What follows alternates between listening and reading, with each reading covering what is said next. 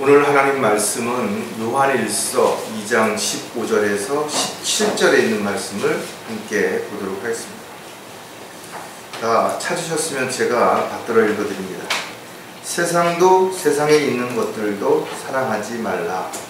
누구든지 세상을 사랑하면 아버지를 사랑함이 그 안에 있지 아니하니, 이는 세상에 있는 모든 것이 육신의 정욕과 안목의 정욕과 생의 자랑이요 아버지께 속한 것이 아니라 세상에 속한 것이기 때문이라. 세상도 세상의 정욕도 사라지지만 하나님의 뜻을 행하는 자는 영원히 거하느니라. 잠깐 말씀을 해서 기도드리겠습니다. 하나님 아버지, 저희들을 구원해 주시고 또 이 세상에 살고 있지만 세상에 속한 자가 아니요 또 세상에서의 어떤 소망을 가지고 있는 것이 아니라 다시 오실 주님을 기다리면서 또 주님의 은혜와 사랑 가운데 주님 맡겨주신 일들을 감당할 수 있는 도구로, 일꾼으로 살아가기를 간절히 구하고 합니다.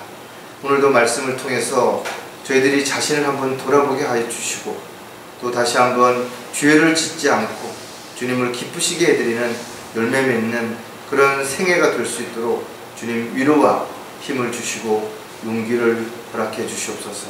다시 오실 우리 주 예수 그리스도의 이름으로 기도드렸습니다. 올 여름이 지나면서 여전히 강이나 바다에서 많은 분들이 물에 빠져서 생명을 잃었습니다.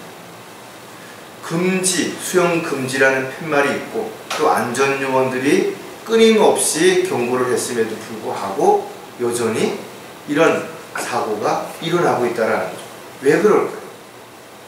나는 괜찮겠지, 나는 아무런 문제가 없을 거야, 이렇게 가장 기본적인 것들을 소홀히 함으로 인해서 이런 문제가 발생되는 것이죠. 뉴스를 보면 여러분들 아시겠지만 주식으로 인해서 얼마나 많은 사람들이 어려움을 겪어요. 그런데 여전히 주식을 하는 사람들이 많이 있다는 거예요. 또 사기를 당해가지고 고통받고 힘들어하는 모습들을 우리가 보면서도 안타깝게도 여전히 또 욕심 때문에 그런 일들에 휘말리는 그런 사람들이 있는 것이에요. 우리는 이렇게 살아가면서 많은 경고 또 미리 우리에게 여러 가지 조심해야 될 부분들을 알려주는데도 불구하고 나는 괜찮겠지, 이런 안일함 때문에 여전히 어떤 문제가 발생하고 나서야 아이고 내가 하지 말았어야 되는데, 그렇게 하면 안 되는 건데, 이렇게 후회를 하게 됩니다. 구원받은 이후에 그리스도인들이 영적으로 성장하는 것도 어렵지만 영적으로 성장을 했다 할지라도 시간이 지나고 나면 어느 순간인가 이런 것들이 열정이 식어지고 사랑이 점점 무뎌져서 다시 세상으로 돌아가거나 세상에 있는 것들의 마음을 빼앗긴 채 영적인 생활이 지속되지 않는 그런 사례들을 우리가 많이 볼 수 있는 것이죠. 사도 바울은 우리가 권면하기를 달려갈 길을 마칠 때까지, 우리가 언제까지 믿음을 지켜야 되는가? 달려갈 길을 마칠 때까지. 저와 여러분은 지금 열심히 달리고 있는 것입니다. 물론 이제 그 경주가 끝날 때가 가까이 왔다라는 걸 알고 있어요. 그럼에도 불구하고 우리는 아직 그 마지막 날짜가 언제인지 모르기 때문에 최선을 다해서 계속 달려야 할 것입니다. 하지만 마귀는 지금도 집요하게 우리를 넘어뜨리기 위해서, 우리를 세상으로 끌고 가기 위해서 온갖 유혹과 미혹을 통해서 우리를 넘어뜨리려고 한다는 것을 반드시 기억을 해야 될 것입니다. 그 방법도 아주 너무 교활하고 치밀하고 간교하기 때문에 알면서도 많은 사람들이 이 믿음에 대해서 이탈한 것입니다. 실족한 것이고 곁길로 간 것입니다.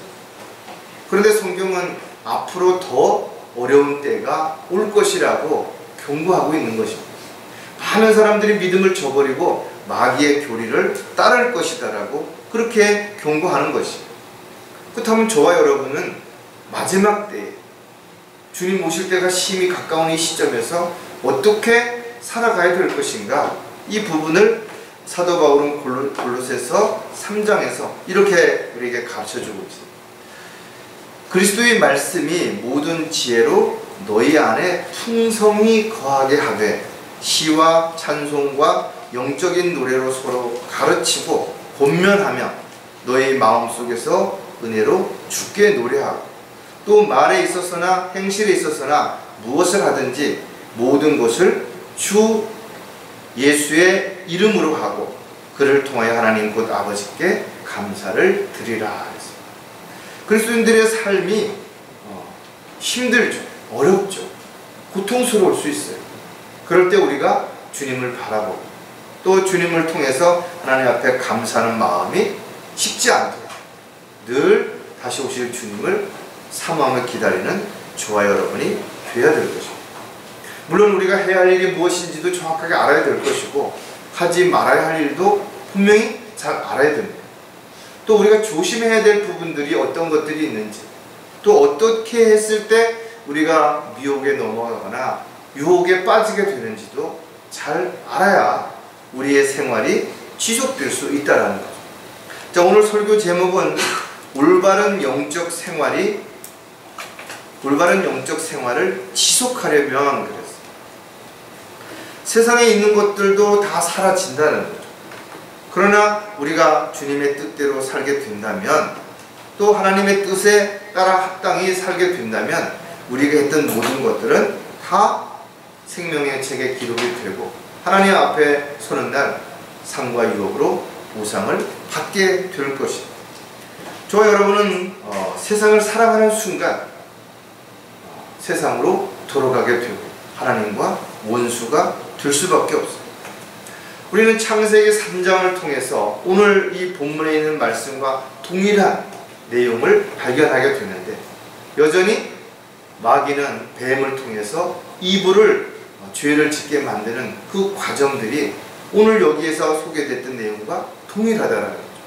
또 마태복음과 누가복음에 보면 예수님을 마귀가 시험할 때도 동일하게 세 가지를 가지고 시험을 했던 것이고, 여전히 지금도 수많은 사람들이 이 세 가지 유혹을 뿌리치지 못하고 결국은 죄를 짓는 결과가 되는 것입니다. 어떻게 보면 너무나 잘 아는 내용, 너무나 기본적인 내용, 우리가 매일 지키고 생활 속에서 행해야 되는 이런 일들을 소홀하게 된다면 어느 순간인가 넘어질 수밖에 없다라는 거예요. 많은 사람들이 돌에 걸려 넘어질 때 큰 돌에 넘어지는 사람 별로 없다라는 거예요. 아주 작은 돌에 그런 걸 방심하고 한눈을 팔고 다른 곳을 바라보다가 돌뿌리에 걸려서 넘어지게 된다는 거죠. 마찬가지로 이브 역시 자신의 어떤 욕망을 버리지 못한 상태에서 뱀이 이야기하는 내용을 들었을 때 자신도 모르고 억울하다는 생각이 들었을 수도 있고, 아 그래 이래서 나에게 하나님께서 이걸 하지 말라고 했구나 하고 의심이 들 수도 있었다는 거죠.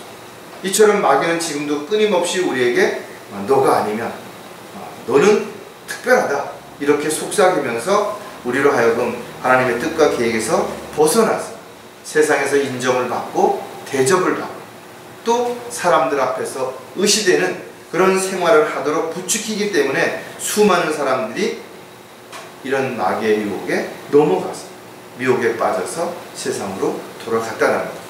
그래서 사도 요한은 왜 우리에게 세상도 세상에 있는 것들도 사랑하지 말라고 권면하는지를 우리가 다시 한번 생각해 본다면, 우리가 이 세상을 사는 동안 무엇을 어떻게 하며 살아야 되는지를 분명하게 알 수가 있을 것이고, 어떤 이유로든 세상과 타협하게 된다면 육신적으로는 좀 더 편해질 수도 있어요. 또 유익을 얻을 수도 있을 것입니다.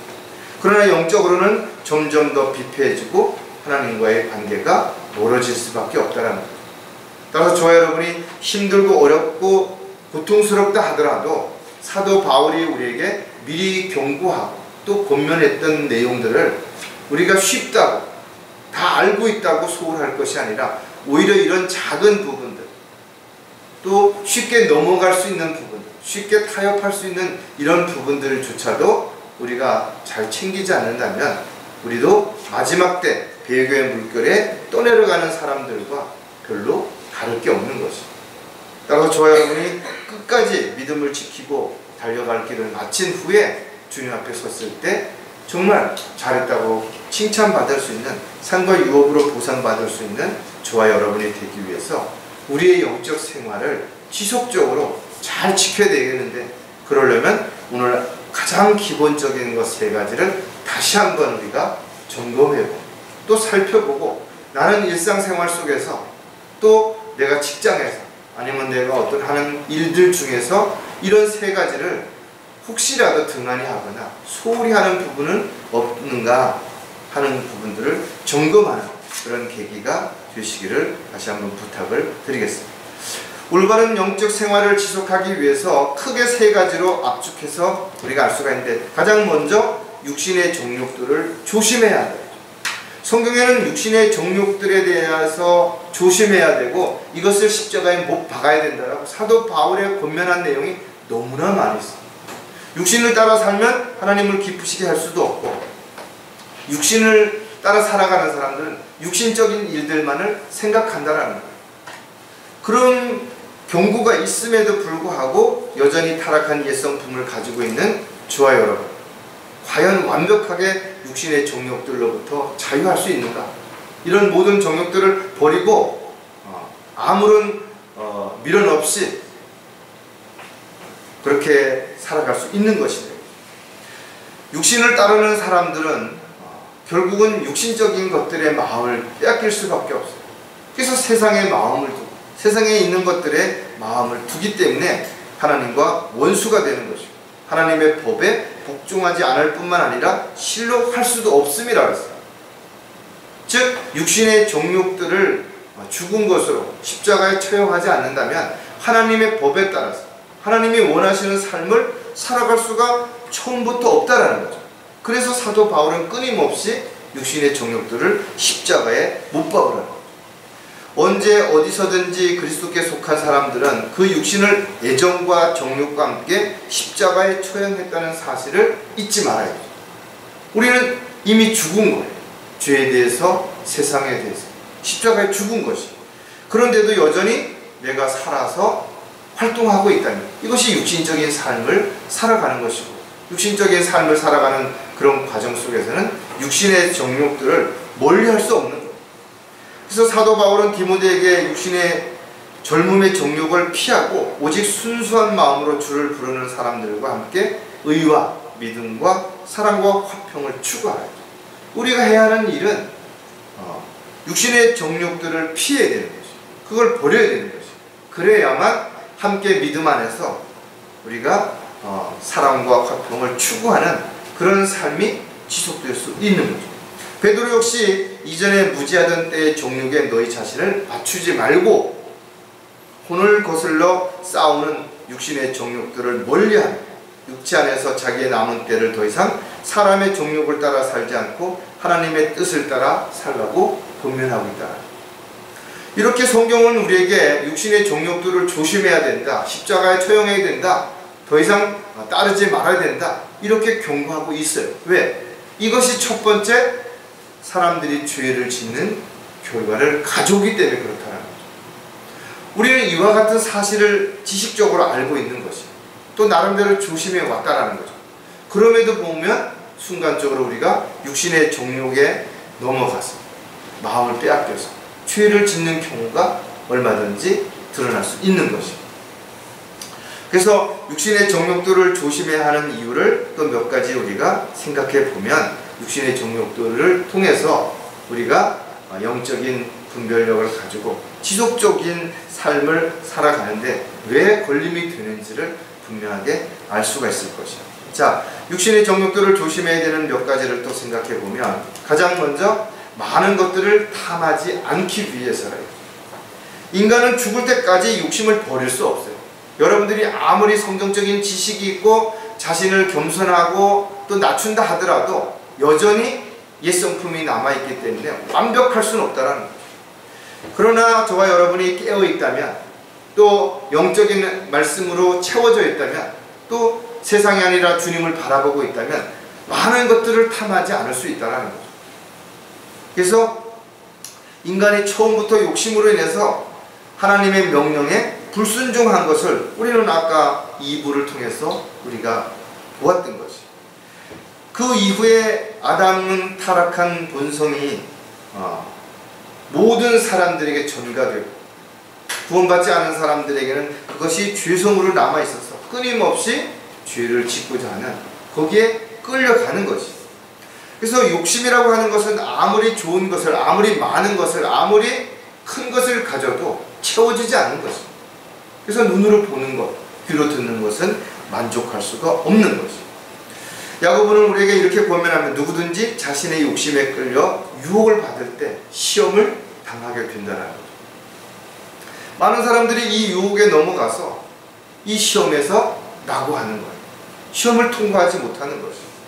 하나님의 도구로 일꾼으로 쓰임받았던 사람들은 모두 이런 시험을 통과한 사람들이에요. 그렇기 때문에 하나님께서 그 일을 맡기셨고 그들은 그 일을 통해서 하나님께 영광을 돌려드린 것이죠. 돈이라고 하는 것이 꼭 필요할 수 있어요. 그러나 돈을 가지고 모든 걸 할 수 없다는 거죠. 그래서 돈이 많은 것이 문제가 아니라 돈을 많이 갖고자 하는 그 욕심이 곧 그 사람으로 하여금 죄를 짓게 만들고 하나님과의 관계가 점점 멀어지게 하기 때문에 돈을 사랑하는 것이 곧 모든 악의 뿌리가 된다라고 성경은 우리에게 가르쳐주는 거죠. 누가복음 12장 15절에 보면 또 그들에게 말씀하시기를 주의하고 탐심을 조심하라. 이는 사람의 생명이 자기가 소유한 것의 풍부함에 있지 않음이라고 하셨어요. 많은 사람들이 돈만 있으면 오래 살 거라고 착각하는 것이, 뭐 병이 들어도 고칠 수 있고 뭐도 할 수 있고 영양제도 먹고, 그러나 생사화복을 주관하는 것은 하나님이신 것이, 누구도 장담할 수 없다 이거죠. 언제 어떻게 어디서 죽을지 아무도 모르는 것이. 따라서 저와 여러분은 자신에게 주어진 것들이 무엇이든 하나님께서 주셨다는 것을 생각한다면 그 주신 것들을 잘 향유하고 또 그것을 올바르게 잘 나누고 또 주님이 기뻐하시는 일에 활용할 수 있다면 하나님께서는 우리의 필요한 모든 것들을 공급해 주시고 우리를 지켜주시고 보호해 주신다고 약속하신 거죠. 따라서 저와 여러분은 많은 것을 탐하지 말고 필요한 것이 있다면 그때그때 주님 앞에 무릎을 꿇을 수 있는, 그래서 주님의 도우심과 돌보우심 가운데 우리가 살아가는 그런 저와 여러분이 될 때 육신의 정욕으로부터 자유할 수 있게 되는 거죠. 또 하나 육신의 정욕을 조심해야 하는 이유가 뭔가 하면 영적인 일들을 계속하기 위해서라는 거죠. 우리가 영적인 일들을 계속하려면 영적으로 깨어 있어야 되고 영으로 충만해야 되고 또 영적으로 우리가 온전히 성령님의 인도하심을 따라야 되는 거죠. 우리가 흔히 속담에 달리는 말에 채찍을 가하라 그랬어요. 잘 달리고 있는 말을 왜 채찍을 가는가 하면 잘 달리고 있지만 너무 힘들고 고통스럽기 때문에 주저앉고 싶은 마음이 든다라는 거죠. 저와 여러분도 마찬가지로 지금까지 잘 달려왔어요. 그러나 앞으로 더 힘들고 어려워질 수도 있고 또 그런 상황에 부딪히게 된다면 포기하고 싶은 마음, 그래도 나는 지금까지 잘 달려와서 다른 사람들보다는 좀 나아 하고 안주하고 싶은 그런 마음이 얼마든지 들 수 있기 때문에, 그래서 우리가 자신을 더 다그치고 이제 멀지 않아 주님 오시니까 더 힘을 내고 용기를 내라고 우리가 하지 않는 한 우리도 역시 주저앉고 싶고 곁길로 가고 싶고 힘들고 어려울 때 피하고 싶고 이러는 마음이 들 수밖에 없기 때문에 그렇다는 거죠. 사도 바울은 달려갈 길을 마칠 때까지라고 우리에게 분명히 말씀하신 거죠. 달려갈 길을 마치는 순간까지는 멈추지 말아야 된다는 거죠.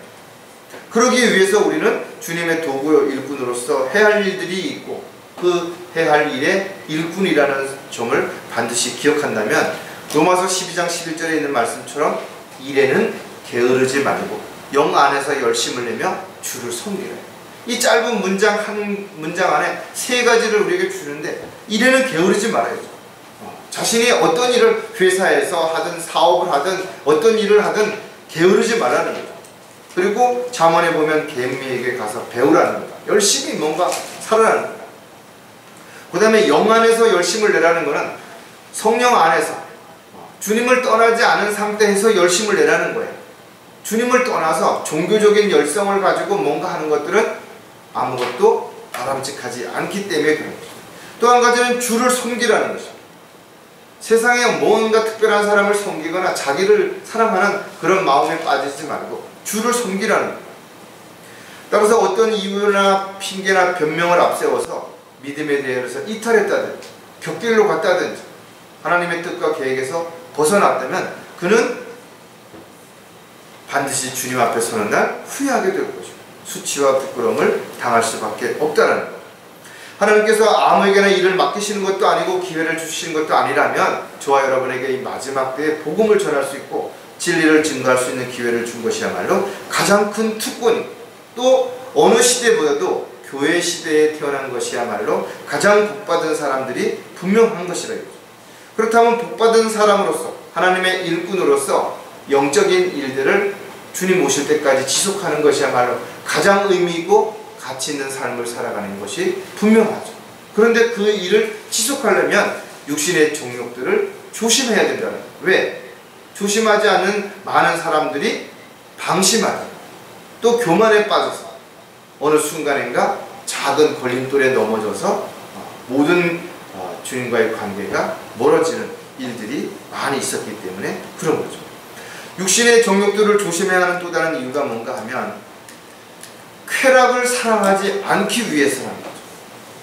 여러분들이 세상 어떤 그런 사람들처럼 방탕하고 쾌락주의적이고 이런 거 아니지만 그럼에도 불구하고 우리 안에 옛성품들은 언젠가 시간이 된다면 기회가 주어진다면 죄에게 그 맛으로 다시 돌아가고 싶은 이런 충동을 느낄 수 있기 때문에 그런 것입니다.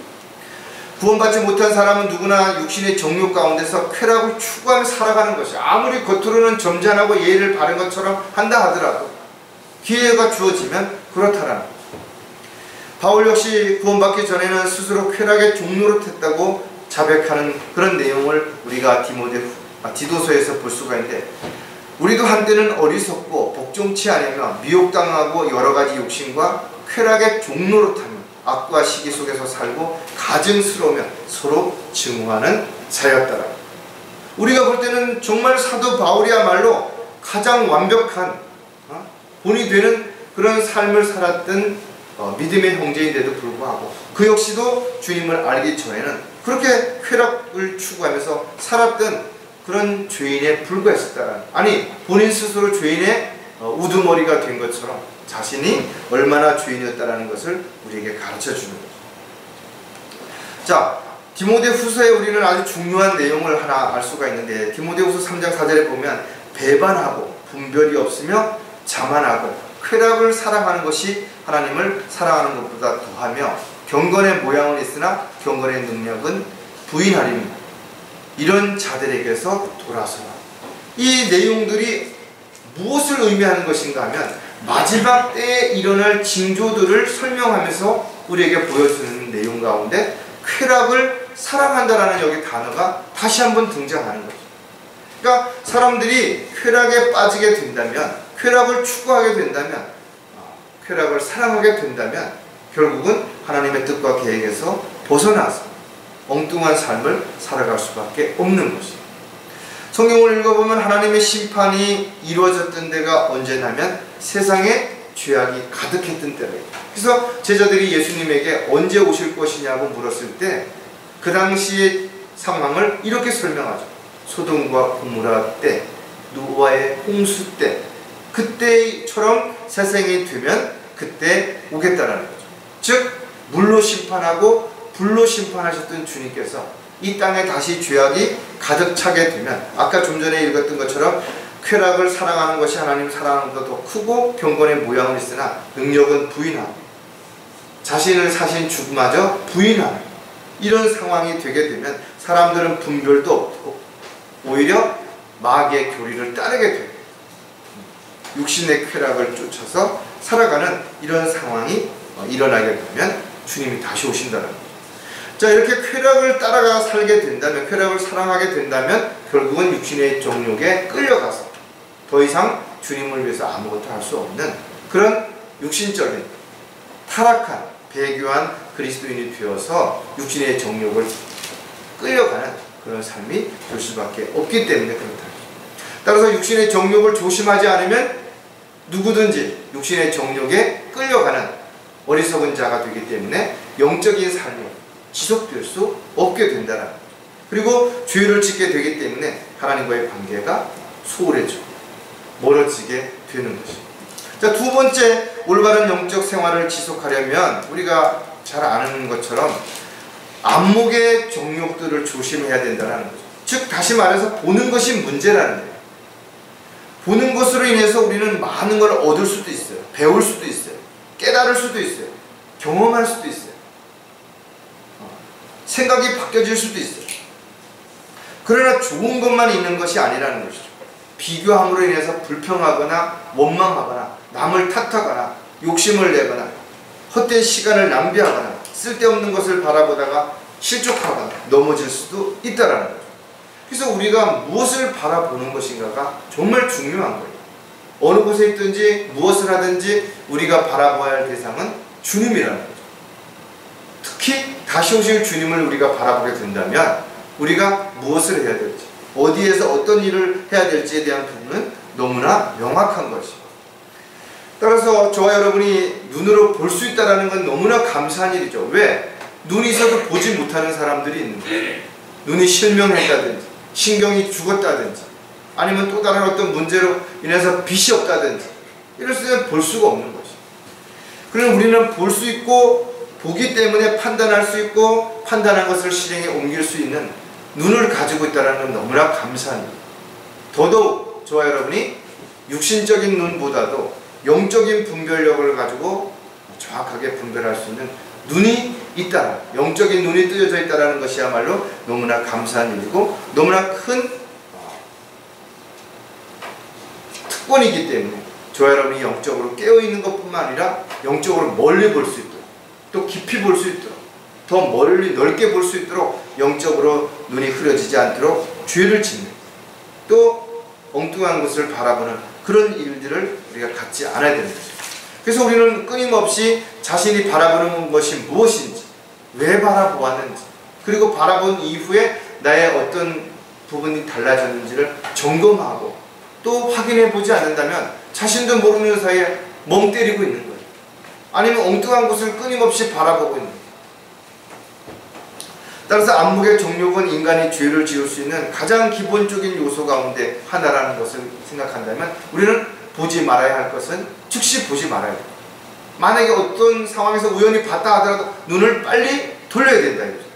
조금만 더, 한 번만 더, 잠시만 더 그러고 있다 보면 자신도 모르게 계속 그것을 바라보면서 시간을 낭비하고 그것으로 인해서 불평불만이 나타나고 의미 없는 어떤 것들이 이브가 선과 악을 알게 하는 나무의 열매를 처음에 보았을 때는 잘 몰랐다 이거죠. 그런데 뱀의 이야기를 듣고 보니까 탐스럽고 먹음직스럽고 너무 달라진 거죠. 그리고 지금까지 자신이 가지고 있었던 생각들에 대해서 의심이 생겼던 것처럼 우리가 눈으로 보는 것들이 우리에게 욕심을 불러일으키고 또 거기에 마음을 주게 되면 자신도 모르게 거기에 꽤 넘어가는 이런 일들이 얼마든지 있기 때문에 그렇다라는 거죠. 다윗은 밧세바를 바라봄으로 인해서 죄를 짓게 된 것이죠. 이브 역시 마찬가지로 그랬던 것처럼 저와 여러분도 무엇인가를 보지 말아야 할 것을 본다든지 또는 그것을 보고 잘못된 것을 알았으면 바로 눈을 돌이켜야 되는데 그것을 계속 바라보고 있다면 끊임없는 욕심으로 인해서 또 다른 죄를 짓게 되는 결과를 가져오기 때문에 안목의 정욕들을 반드시 조심해야 우리가 영적인 생활을 지속할 수 있다는 것을 꼭 기억을 해야 될 것입니다. 자, 안목의 정욕들을 조심해야 하는 이유도 또 우리가 몇 가지를 생각해 보면 마음을 빼앗기지 않기 위해서라는 거죠. 단지 보기만 했는데 왜 마음을 빼앗기는 것인가요? 사람이 견물생심이라고 눈으로 보면 가지고 싶은 마음이 드는 거예요. 그리고 갖고 싶은 마음이 드는데 가질 수 없으니까 빼앗거나 훔치거나 뭔가 다른 죄를 또 짓게 되는 결과를 가져오는 거예요. 세상에는 우리의 마음을 유혹하는 것들이 너무 많죠. 우리가 보면 갖고 싶은 것, 해보고 싶은 것, 가고 싶은 것 너무나 많이 있다는 거죠.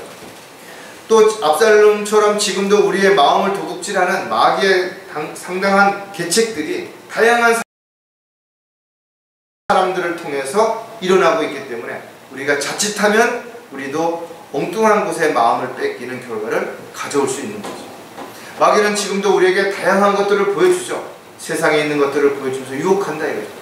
야, 한 번밖에 못 사는 인생 굳이 그렇게 사냐? 해보고 싶은 거 다 해보고 먹고 싶은 거 다 먹고 가고 싶은 거 다 가고 왜 그렇게 안 사냐? 다른 사람들은 잘 사는데 너는 왜 그렇게 힘들게 사느냐? 끊임없이 우리에게 유혹한다 이거죠. 그래서 우리의 마음을 흔드는 것이죠. 잠언 4장 23절에 여러분들 잘 아시는 구절 있죠. 열심을 다하여 내 마음을 지키라. 이런 삶의 문제들이 거기서 나와. 왜 마음을 지켜야 되냐 이거죠. 마음을 지키지 않으면 그 마음이 언제 어느 때 변질될지, 그 마음이 어느 곳에 마음을 빼앗기게 될지 모르기 때문에 지켜야 되는 거죠. 그리고 그 마음을 지켜야 되는 가장 큰 이유가 마음 속에서 온갖 문제들이 시작이 된다는 거죠. 그래서 욕심을 갖게 되고 그 욕심을 이루기 위해서 불법하고 편법을 쓰게 되는, 거짓말하고 죄를 짓는 일들이 일어나는 것이죠. 저와 여러분은 마음을 잘 다스려서 그 마음이 다시 오염되거나 변질되지 않도록 잘 지켜야 되는 것이죠. 그리고 욕심을 버려야 우리가 비로소 우리의 마음을 지킬 수 있는 것이죠. 욕심을 가지고는 그 마음을 절대로 지킬 수 없습니다. 하나님의 화평이 너희 마음을 다스리게 하라. 이를 위하여 너희가 한 몸으로 부르심을 받았나니 또한 너희는 감사하는 자가 되라. 그러니까 우리의 마음을 잘 지키는 것, 그리고 잘 다스리는 것은 하나님의 화평이 우리 안에 있을 때 가능한 것이죠.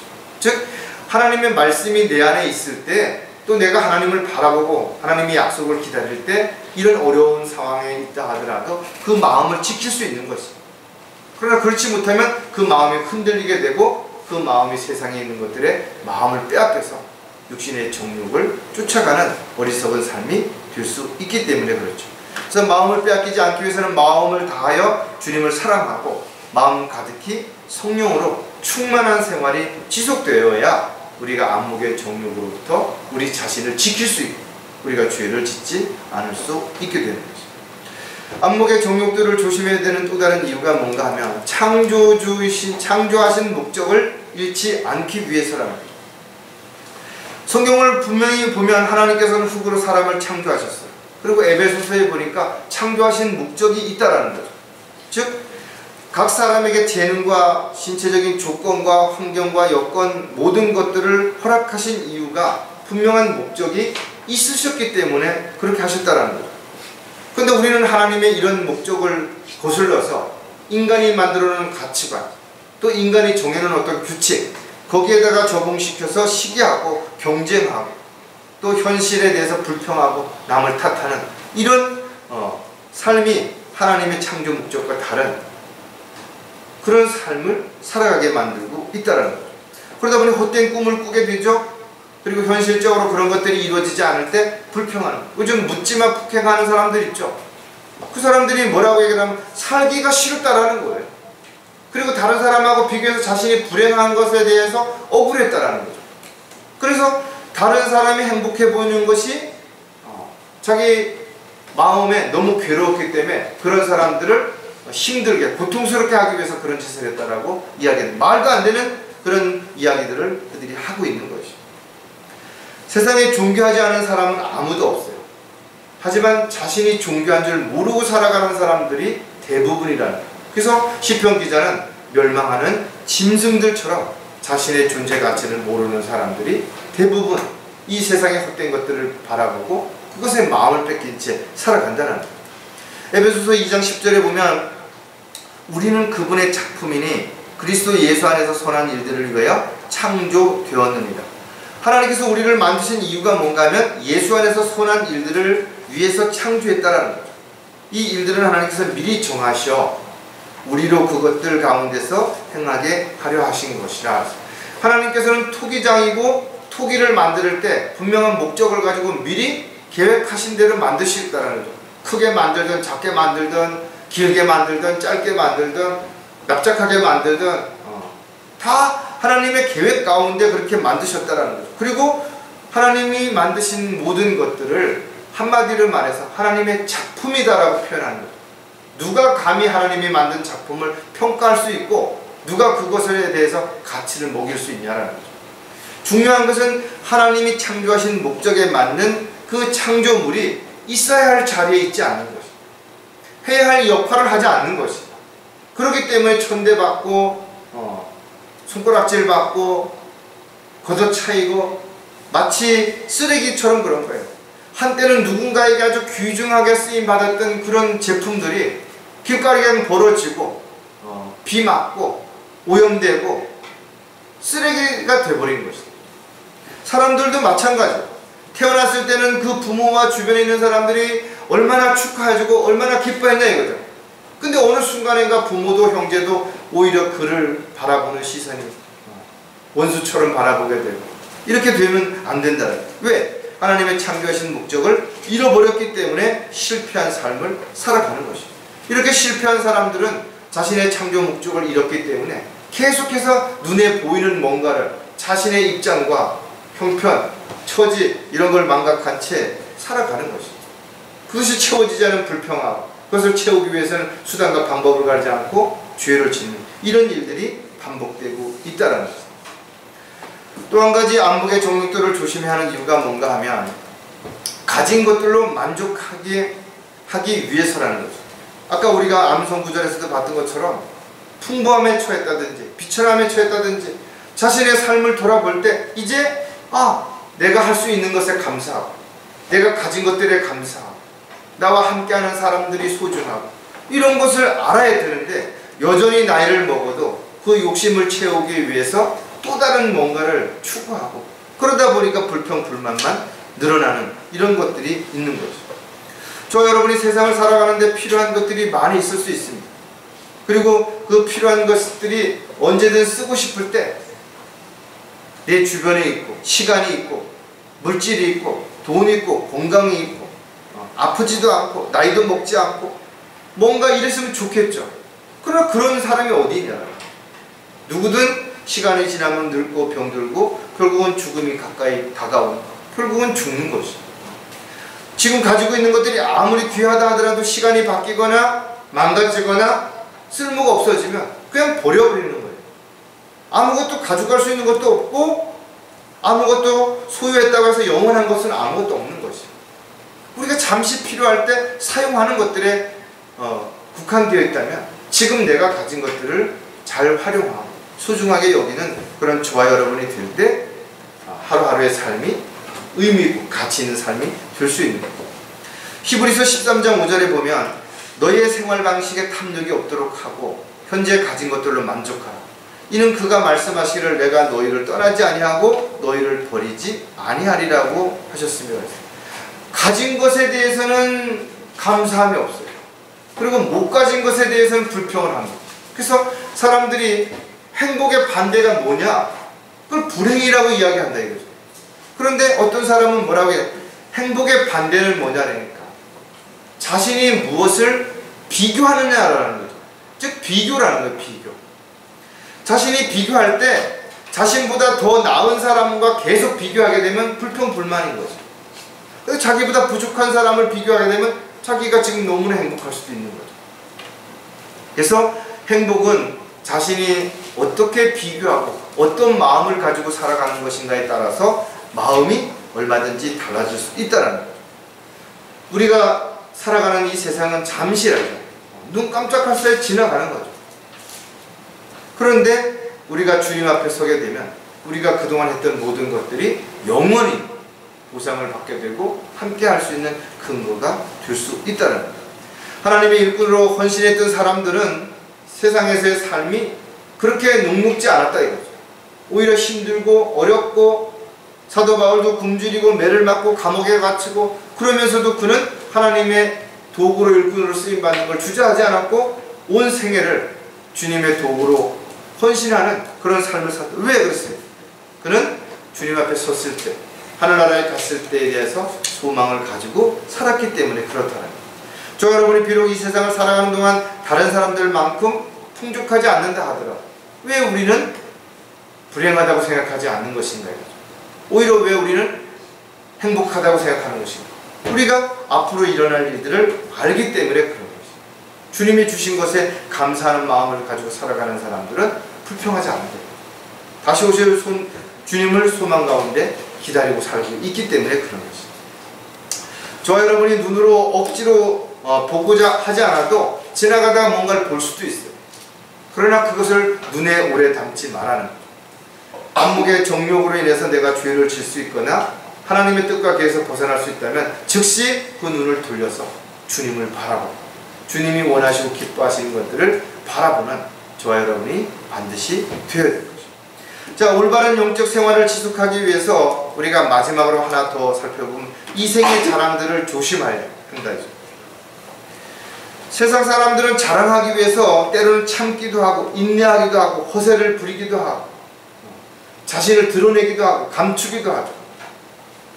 보여주기도 하고 또 거짓말을 하기도 하는 거죠. 이처럼 대부분의 사람들은 그래서 자신의 업적이나 돈, 명예, 권력, 학벌 이런 것들을 자랑한다. 직업을 자랑, 건강, 외모, 심지어 주목도 자랑하는 것이. 남편 자랑하는 사람, 아내 자랑하는 사람, 부모 자랑하는 사람, 자식 자랑하는 사람, 별 사람들이 다 있죠. 그러나 그 어떤 것도 보장된 것은 아무것도 없는 거죠. 또 세상의 기준으로 볼 때는 대단한 것처럼 느껴질 수도 있지만 영적인 안목을 가지고 여러분들이 바라보면 그냥 좀 더 나은 시간들, 좀 더 맛있는 음식을 한 번, 두 번 더 먹는 것이 달라지기 별로 없다 이거. 모든 것들은 한순간에 사라질 수도 있고 한순간에 할 수 없을 수도 있고 한순간에 그런 것들과 전혀 다른 입장이 될 수도 있어요. 그래서 사도 바울은 고린도 교회에 편지하면서 육신적인 그들에게 이렇게 경고하죠. 만일 그리스도 안에서 우리가 바라는 것이 오직 이생뿐이라면 우리는 모든 사람 가운데 가장 비참한 사람이래요.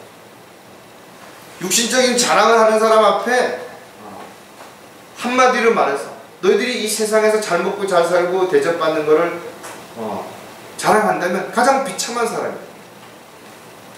가장 비참한 사람이 되지 않으려면 저와 여러분은 어떻게 해야 되냐. 잠시 잠깐 사는 이 세상에서 뭔가 자랑하려고 하기보다는 주님이 기뻐하시는 일들을 위해서 오히려 고난을 자초하는 그런 삶이 훨씬 의미 있고 가치 있는 삶이라는 것을 알고 있기 때문에 주님이 원하시는 삶을 위해서 여러분들이 스스로 지키고 또 참고 인내하고 그렇게 살아가는 거죠. 성경은 우리에게 주님 안에서 주님 십자가 외에 자랑할 것이 아무것도 없다라는 거예요. 예수의 흔적, 우리가 구원받은 이후에 우리의 삶을 통해서 아름다운 간증 외에 자랑할 게 아무것도 없는 거예요. 왜? 우리는 주님으로부터 받지 않은 것은 아무것도 없기 때문입니다. 다 주님으로부터 받았다면 그것을 굳이 자랑해야 할 게 뭐가 있냐라는 것이에요. 자, 이 생의 자랑들을 조심해야 하는 이유도 또 몇 가지 보면 가식적인 종교인이 되지 않기 위해서라는 거죠. 참으로 많은 사람들이 사람들 앞에 의로운 척, 예의 바른 척, 선한 척, 착한 척 이렇게 살아가고 있는 거지. 예수님 오셨을 때도 수많은 종교 지도자들이 그렇게 보였었다. 그래서 예수님은 그들에게 회칠한 무덤과 같다는 거죠. 뭔가 겉은 그럴듯한데 속은 썩어가고 냄새가 나는 거죠. 자문에도 보면 비싼 옷을 입고 화장을 하고 치장하는데 돈을 쓰고 시간을 낭비하는 그런 어리석은 자가 되지 말라는 거죠.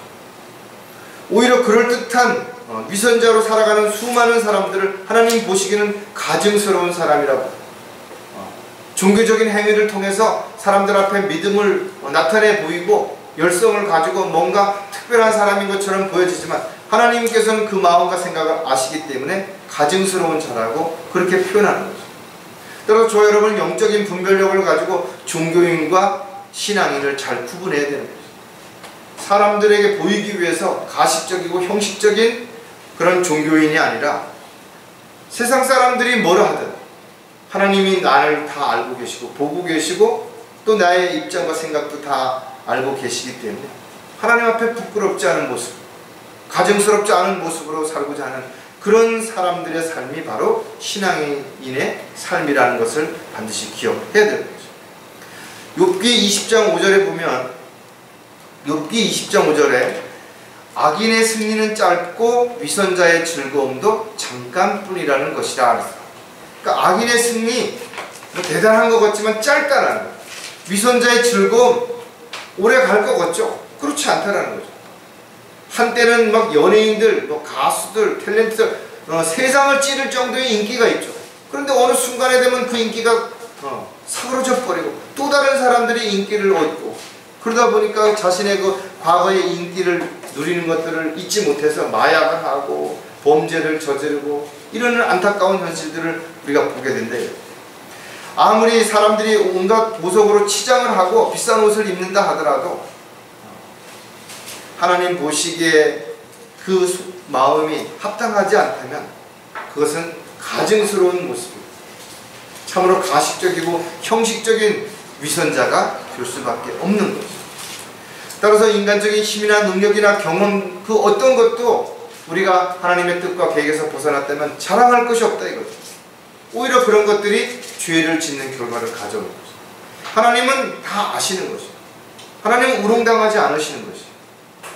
따라서 우리가 세상 사람들이 보기에는 어떠하든 하나님 보시기에 그리스도의 향기를 나타내는 아름다운 간증의 삶을 살아갈 때 주님께 영광을 돌려드리는 그런 저와 여러분이 되는 것이고, 우리가 가식적인 종교인이 되지 않을 때 사람들 앞에 뭔가를 자랑하려고 위선적인 삶을 살지 않을 수 있게 되는 거죠. 이 생의 자랑들을 조심해야 하는 이유가 또 무엇이 있나 하면 세상에서 높임을 받지 않기 위해서랍니다. 우리가 이 생의 자랑을 하게 된다면 세상에서 높임을 받아야 되는 거죠. 또 높임을 받는 것을 당연히 여겨야 되는 것이죠. 그래서 성경은 우리에게 끊임없이 자신을 낮춰서 겸손하라. 스스로 자신을 낮추라 이거죠. 그러면 때가 되면 높여주신다라는 거죠. 그런데 왜 세상에서 자기를 스스로 높여서 대접을 받고 사람들 앞에 칭찬을 받고 인정을 받으려고 하는 거죠. 내가 뭘 했다라고, 내가 얼마나 힘들었다고, 내가 얼마나 많이 노력했다라고 왜 그걸 굳이 사람들에게 이야기해서 인정받으려고 할 필요가 어디 있겠냐라는 것이죠. 성경을 모르기 때문에 그렇다는 거죠. 저 여러분이 가장 먼저 알아야 되는 부분은 누구에게 인정을 받느냐라는 거죠. 세상에서 아무리 인정을 받는다 하더라도 하나님 앞에 인정을 받지 못한다면 실패한 삶을 살아가는 것이죠. 세상에서는 인정을 못 받는 어리석은 사처럼 보인다 하더라도 하나님 앞에 인정받는다면 가장 가치 있고 의미 있는 삶을 살았다라고 그리스도인 심판석에서 평가를 받게 될 것이죠. 고린도전서 1장 29절에 보면 그리하여 아무 육체라도 그분의 면전에서 자랑하지 못하게 되리라 했어요. 우리가 자랑할 수 있는 게 아무것도 없는 거예요. 영원히 지옥에서 고통받아야 할 그럴 죄인을 하나님께서 피값으로 사셔서 우리에게 자유함을 주셨다고 한다면 무엇을 자랑할 수 있냐라는 거예요. 오직 나의 가진 모든 것들을 살든지 죽든지 먹든지 마시든지 주님의 영광을 위해서 살아가는 그런 주님의 종료일 뿐이라는 사실을 가지고 부끄럽지 않게 살아가는 저와 여러분이 반드시 되어야 될 것입니다. 비록 세상에서 높임을 받지 못한다 하더라도, 세상에서 인정을 받지 못한다 하더라도 그렇게 우리가 살아가게 된다면 때가 되면 주님께서 우리를 반드시 높여주실 것이고 비교할 수 없는 상과 유업으로 보상해 주실 것이기 때문에 굳이 이 세상에서 대접받고 인정받으려고 자랑하는 그런 어리석은 자로서 죄를 짓는 그런 저와 여러분이 되지 않도록 해야 되는 것이죠. 자, 이 생의 자랑들을 조심해야 하는 이유도 또 우리가 몇 가지 더 생각해 보면 주님께 영광을 돌려드리기 위해서라는 거죠. 즉 저와 여러분이 자신의 영광을 드러내고 또 자신이 알고 있는 어떤 특정한 사람들의 영광을 드러내기 위해서 끌려다니는 그런 어리석은 삶이 되지 않으려면 우리는 오직 주님의 영광을 위해서만 살아가는 것이죠. 우리가 구약 성경을 보면 하나님께서는 분명히 전쟁의 주관자시는 것이죠. 그리고 전쟁에 나갔을 때 놀라운 방법으로 그 전쟁을 승리케 하셨다 이거죠. 기드온이 입었던 예보 때문에 전쟁에 승리한 것이 아니라 하나님께서 함께 하셨기 때문에 승리했는데도 불구하고 훗날에 많은 사람들이 그 기드온이 입었던 예봇을 숭배하게 된 것이죠. 오늘날도 마찬가지로 십자가에 박히신 예수님의 그 은혜와 사랑으로 인해서 우리가 구원받았는데 지금도 수많은 사람들이 나무나 쇠나 뭐 금으로 만든 십자가를 그걸 매달고 그것이 자신을 지켜줄 거라고 착각하고 있는 이 또한 우상이 되어버리는 것처럼 우리가 분명하게 알아야 되는 거죠. 저와 여러분은 십자가 목걸이 하지 않아도 귀걸이 하지 않아도 우리에게는 흔적이 남아있죠. 우리가 예수 그리스도를 믿었고 구원의 표를 가지고 있는 거예요. 세상 사람들이 모르지만 이미 성령을 통해서 우리에게 이미 도장을 찍어놓고 인침을 통해서 우리에게 표식을 해놓으신 것이. 갈라디아서 6장 17절에 보면 이제부터 아무도 나를 괴롭게 하지 말라. 나는 내 몸에 주 예수의 표를 지녔느니라. 이 표가 없으면 어떻게 해요? 주님 앞에 우리가 설 때 표가 없다면 우리는 주님의 자녀로서 주님의 나라에 함께 할 수 없게 되는 거죠. 수많은 사람들이 이 표를 받지 않고 짐승의 표를 받게 되겠죠. 구원의 표가 아니라 멸망의 표를 받게 되는 때가 이제 머지않아서 오게 될 것이다. 저와 여러분은 언제 어디서 무엇을 하든 주님의 영광을 위해서, 주님을 기쁘시게 해드리기 위해서, 주님께 감사하는 마음으로 드려지는 아름다운 향기를 나타낼 수 있는 그런 삶이 지속될 때 우리는 이 생의 자랑이 아니라 우리가 본이 되는 삶을 통해서 열매 맺는 주님께 영광을 돌려드리는 그런 아름다운 간증의 삶을 살아갈 수 있다는 거예요. 우리가 무엇을 얼마나 했든 어디에서 어떻게 살아왔든 하나님은 다 알고 계시고 다 보고 계시는 거죠. 그리고 우리가 주님을 위해서 또 주님이 원하시는 그런 일들을 위해서 우리가 살아왔다면 반드시 주님 앞에 서게 됐을 때 상과 욕으로 보상해 주실 것이 분명하다. 하지만 저와 여러분은 이 세상에 살고 있지만 세상에 속한 사람들이 아니에요. 또 우리가 그렇게 하고 싶지 않지만 마귀는 끊임없이 우리를 넘어뜨리기 위해서 마귀의 미혹과 세상의 유혹 그리고 우리 스스로를 부추겨서 자랑하게 만들므로 인해서 또 우리가 눈으로 보는 것들을 통해서 우리가 정욕에 빠지게 함으로 우리가 하나님의 뜻과 계획에서 벗어나서 어리석은 삶을 살다가 부끄러움을 당하는 그런 삶을 살도록 끊임없이 우리를 지금도 방해하고 공격하고 있다는 사실을 기억한다면 저와 여러분이 끊임없이 달려갈 길을 마치고 영적인 삶을 올바르게 잘 지속하기 위해서 오늘 우리가 생각했던 것처럼 가장 기본적인 육신의 정욕과 안목의 정욕, 이생의 자랑을 조심해야 되는 그런 저와 여러분이 되시기를 주님의 이름으로 부탁을 드리겠습니다. 기도하겠습니다. 하나님 아버지, 오늘도 가장 기본적이고 또 가장 우리가 지켜 행해야 되는 것을 다시 한번 살펴보았습니다. 알면서도 또다시 죄를 짓는 여러 가지 안타까운 그런 모습들을 저희들이 되풀이되지 않도록 다시 한번 가장 기본적인 것이지만 매일매일 지켜 행함으로 인해서 또 조심함으로 인해서 죄를 짓지 않고 하나님 앞에 부끄럽지 않은 그런 저희들의 생애가 되도록 도와주시옵소서. 다시 오실 우리 주 예수 그리스도의 이름으로 기도드렸습니다.